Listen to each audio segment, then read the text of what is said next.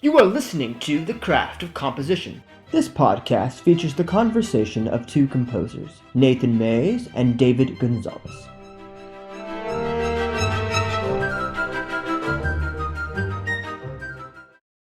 I mean, like, having said all that, this idea of copying someone to find your own voice, I do think that there is, like, a point at which, like, you need to stop, I actually, like, wrote a little article about this for Charles. Oh, yeah. And, I kind of talk about copying Debussy, but at one point I also sort of use the analogy of, like, taking tracing paper and, like, copying a painting, but then, like, whatever mistakes you make, like, they just become part of your piece, and then using a totally different color scheme for it as well. It's like, say, if I went and copied the Mona Lisa, but used a different shade of color for every, like, point, it would be similar to the Mona Lisa, but it wouldn't be the Mona Lisa anymore, maybe not completely unique, but different nonetheless. I think that is also a big point. Not everything has to be unique, but, like, there are varying levels of difference, Well, there's an idea that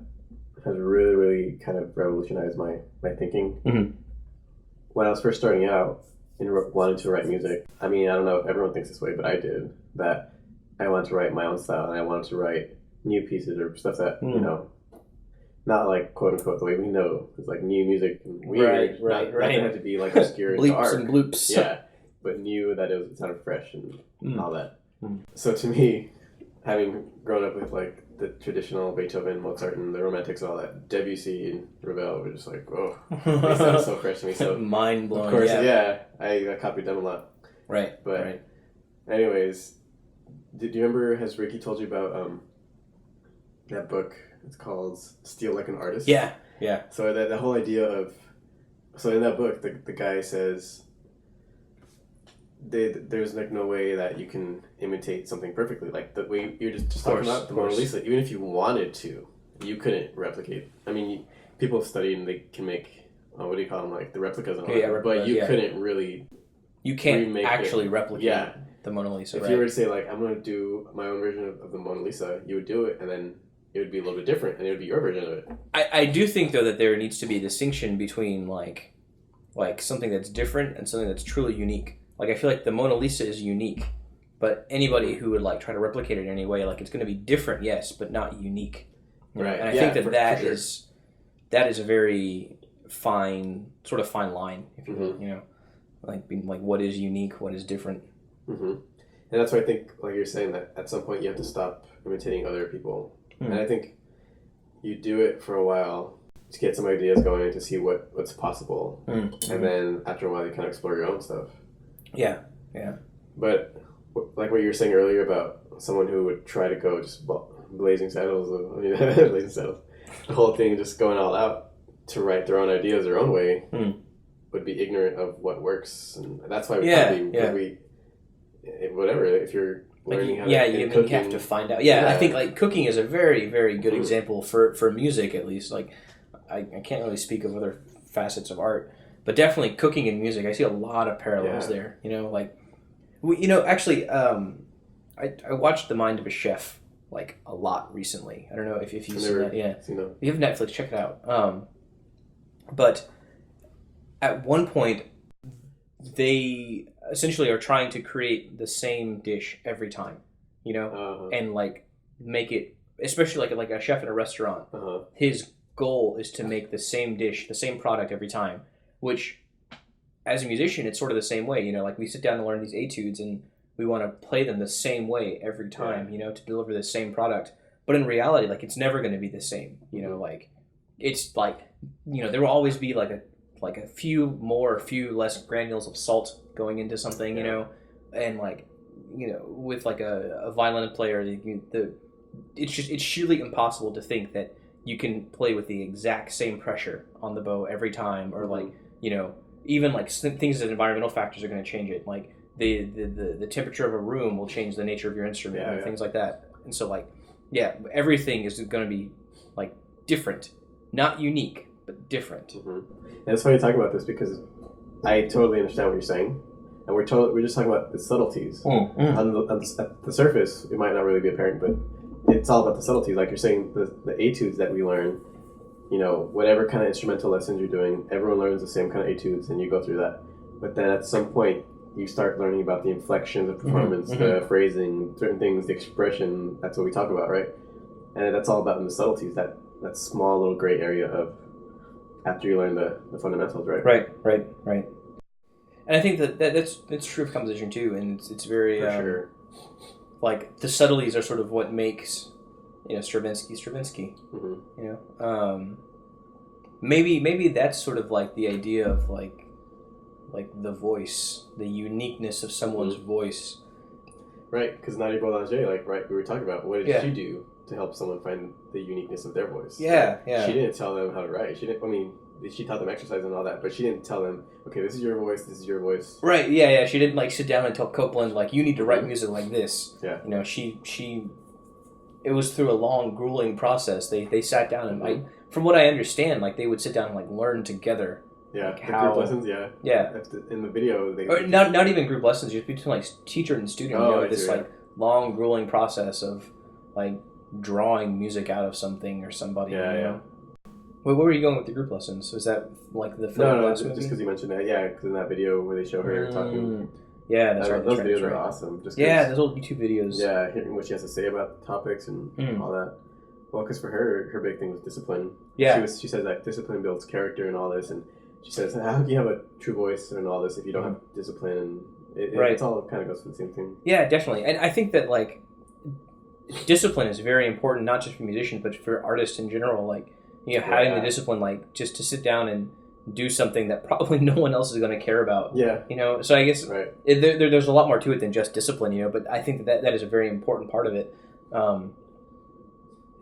Just the discipline to sit down and practice for hours on end to do the same thing over and over and over. And for percussionists, it's much more evident, I think, because you'll sit down and beat on a triangle for 2 hours, trying to get the exact same sound every time, and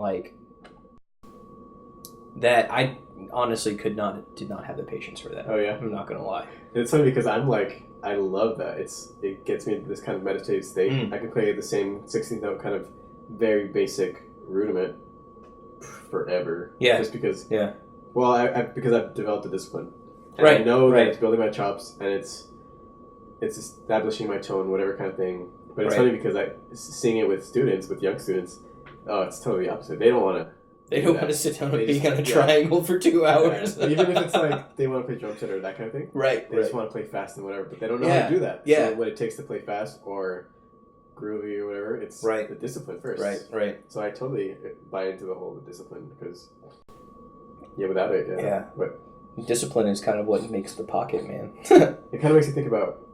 So one thing that strikes me with Stravinsky too is that have we talked about the whole thing with limits that he sets constraints? That's one of the big things. Vaguely, yeah. I know the Second Viennese school was really into that. Yeah. It's why serialism came about was this idea of setting limits and restraints for yourself to become creative. Yeah. You're essentially forcing yourself to become creative. Right, because there's this thing that I think the misconception would be that freedom is to be able to do whatever you want. And I've read the same kind of these words in other contexts, like metaphysical kind of stuff and whatever. Right. But it's all relative. That you would think if you can do whatever you want, anything you want, you can write anything you want. That's total freedom, but not really, because where do you go from there? Where do you start? Right. Yeah. Where do you even begin with total freedom like that? Yeah.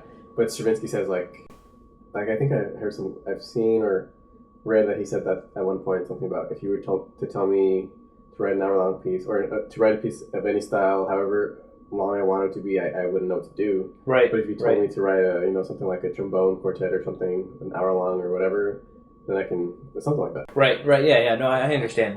That's actually an interesting topic. What you said about just because you have freedom doesn't mean you can do anything you want. Mm-hmm. I think that statement sort of transcends a lot of things, not just art, but life in general. Yeah, that's a whole different conversation though. Right. Yeah. But in relation to music though, it's you got to be able to, I think, decide what you're going to do and establish those parameters. Right. As far as composition, I guess even when you're sitting down to play something, the notes on the page can only take you so far, And that's sort of like your constraint, I guess, is like what are you being told to play, and then like how do you interpret that are sort of two different things, you know. So you're being creative in like how you interpret something. True. Like what I think what you're saying is like in terms of etudes, right? You're learning the notes, but it's aimed at developing a specific technique or skill set, right? And like you're right, like the creativity is what you do with those notes, right? Mm-hmm. And of course, etudes are kind of limited because you're not going to be as creative as writing music, but it's still. What I mean, even so, like from the composition aspect of it, like if you're actually sitting down to like, I need to write an etude for trombone. You know, like I've been asked to write a trombone etude. Yeah, you're going to sit down and give yourself constraints and like limits, and then limit yourself because you know, like what you said, an etude is meant to focus on a skill. So you're probably going to sit down and like, okay, what skill do I want to focus on? Exactly. Well, let's say like long tones. Mm-hmm. So like, all right, well, I'm going to construct a piece using long tones, and like kind of go from there, and then developing things. Right, or if you're saying like I want to write a piece that uses a lot of perfect fifths. Right. You can really explore that. Exactly. Not just like perfect fifths like going but you like inside of that like you get all 12 pitches. You know, like if like that's the first thing that I think of. But then like how you use all 12 of those pitches, how you organize them, like that's what's going to make the etude and it something truly unique. I guess. I mean, I guess still going along the lines of this like craft of composition. I'm sure that these ideas like extend beyond just music, you know. Yeah. I think maybe like a cool like experiment, I guess, would be to like try to paint a picture, but like I'm only going to use the colors like green, blue, and yellow. You know, and it's like, blue and yellow make green, right? You know, everything there is like connected to each other. So like, how are you going to use it in a unique way? You know. And so I think the question is.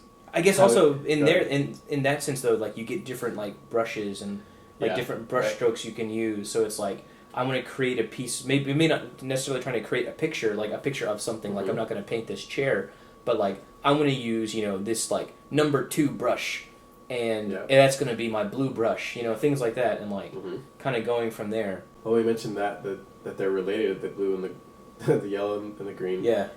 In my mind, the first question is, okay, you got to establish how are they different. Right. But at the same time, you already know that they're the same. Right. So you have to establish how they're different to make it interesting, right. That's, yeah. For sure, that goes along the whole thing with the constraints, what you set the constraints and what you can do with that. Mm-hmm. Because isn't the quote, the whole thing is like... Yeah, necessity is the mother of creativity. Right. So if you can only use these 2 brushes and these 2 colors, if you were to establish that, then what can you do with it? That's when it gets the creativity, right? Yeah. Because if you were to have 100 brushes and the whole color palette, right? It's like I'm sure you can make a pretty picture, but like, is it going to be interesting? Right. It's like there's like too much stuff going on. And even then, could you even use all of it? Right.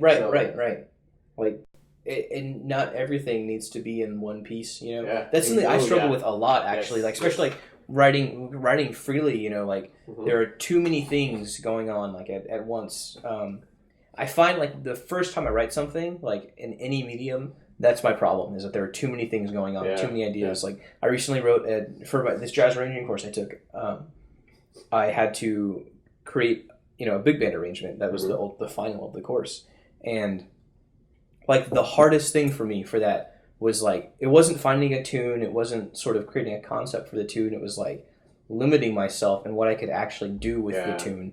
And like that was the hardest part. Because, it's so easy just to like, this melody is built of perfect fifths and thirds. And then from that, like, I'm going to take these thirds and do this and this and this and so on and so forth and like create all these colors and, like use dissonance here, release it here, all that. But then it's like, it gets to a point where it's like, I've gone so far from the original melody that like, it's not even the same. It's a totally different thing now, you know? And like, is that really like what my goal was from the beginning? Did I really achieve what my initial intent was? And in my case, no, I did not. You'll see like, oh, cool, I want to do this and this. You see all these ideas jam-packed in this amount of time, and all of a sudden it's a piece. Right.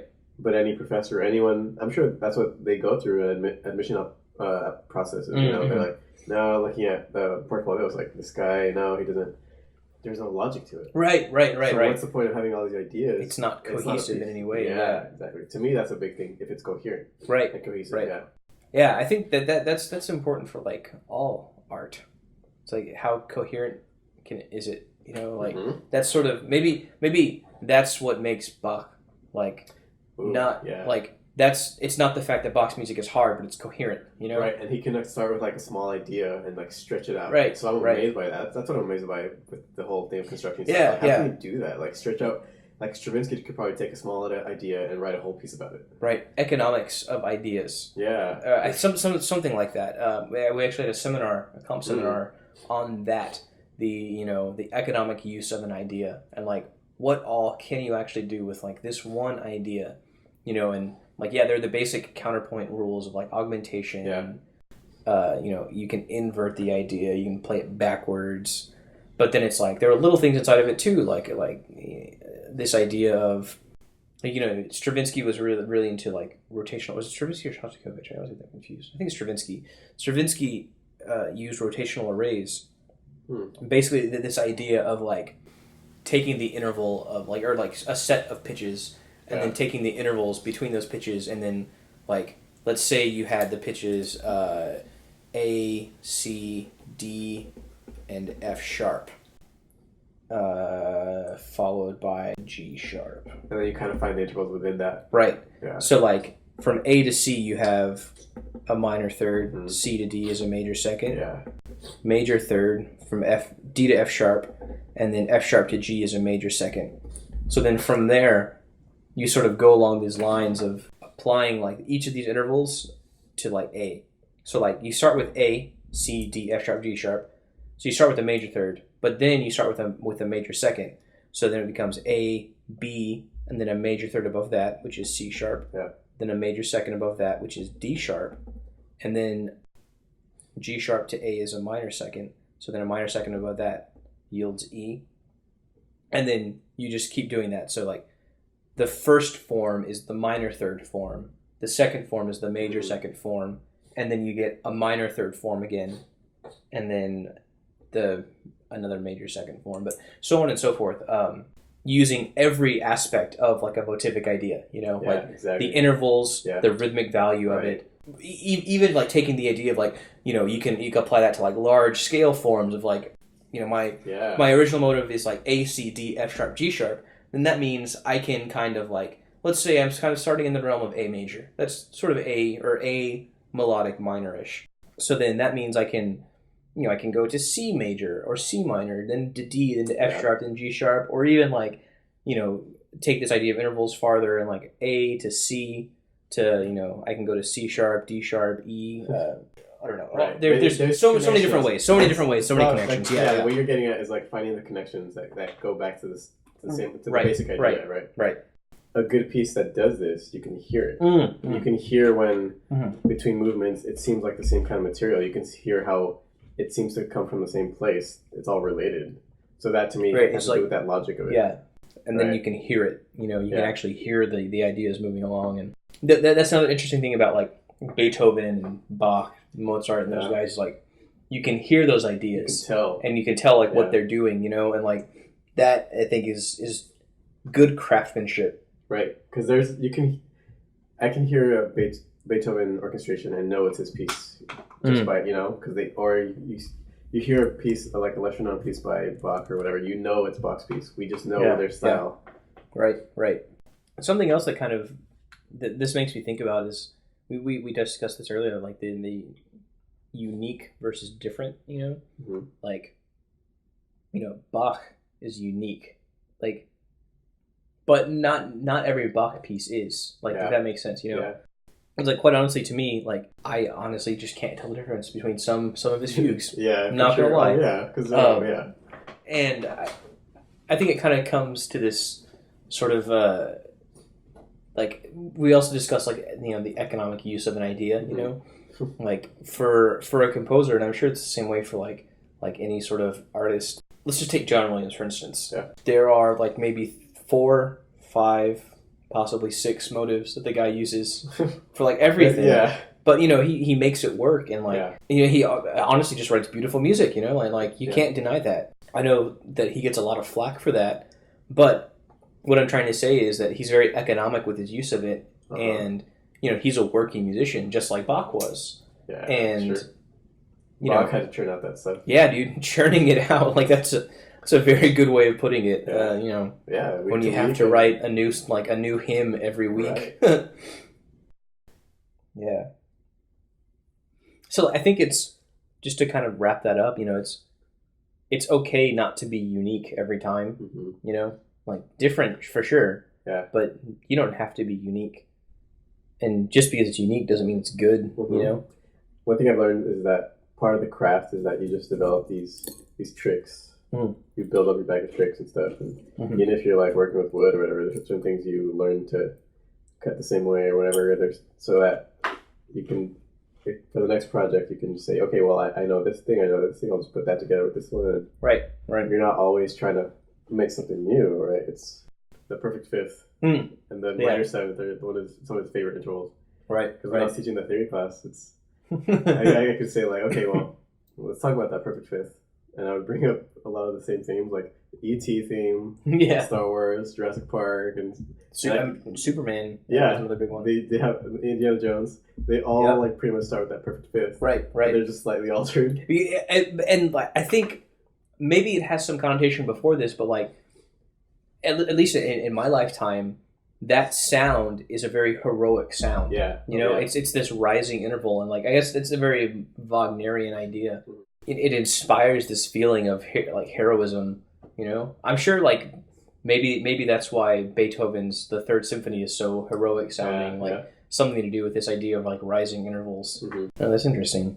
And of course there's also that thing with the E flat key, that's for him, or back in the day, so right, that was right. For Beethoven that was the key of royalty, right? Yeah. It's interesting.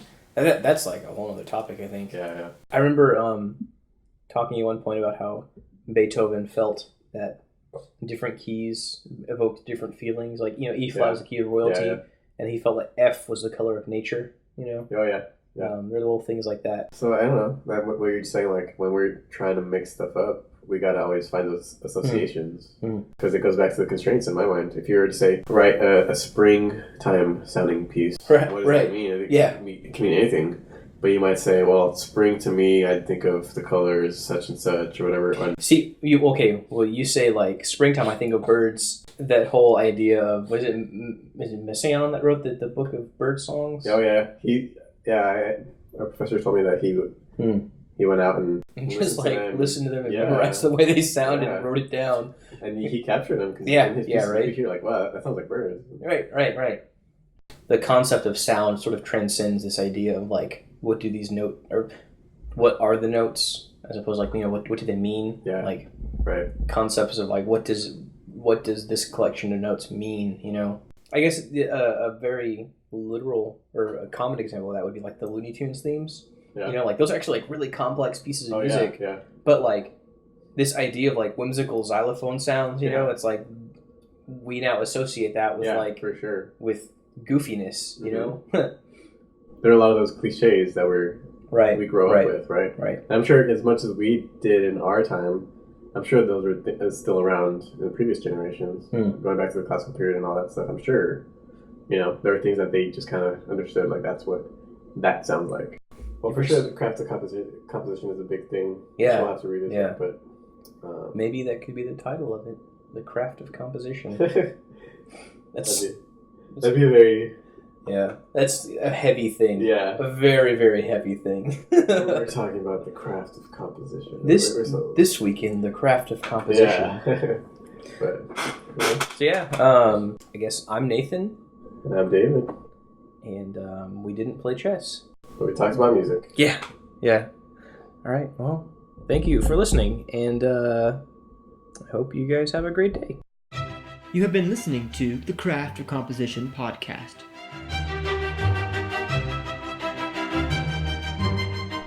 Thank you for listening.